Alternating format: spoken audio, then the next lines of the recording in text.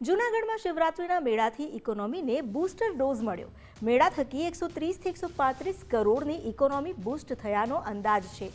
40 થી 50 કરોડની ઇન્કમના બદલે 130 થી 135 કરોડની આવક થઈ.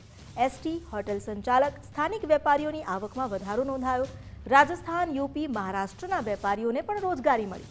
જૂનાગઢના મેળામાં 25 લાખથી વધુ ભક્તોનું આગમન થયું હતું.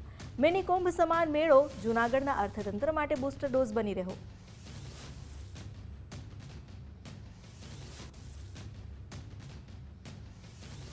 જૂનાગઢનો મહાશિવરાત્રી મેળો ખૂબ જ સફળ રહ્યો. આની પાછળ ગુજરાત રાજ્યના માનનીય મુખ્યમંત્રી શ્રી ભૂપેન્દ્રભાઈ પટેલ, માનનીય નાયબ મુખ્યમંત્રી શ્રી હર્ષભાઈ સંઘવી એમના માર્ગદર્શનમાં tourism corporation of Gujarat limited અને પવિત્ર યાત્રાધામ વિકાસ બોર્ડ અને જિલ્લા વહીવટીતંત્ર માનનીય કલેક્ટર સાહેબના માર્ગદર્શનમાં આ મેળો સંપન્ન થયેલો છે.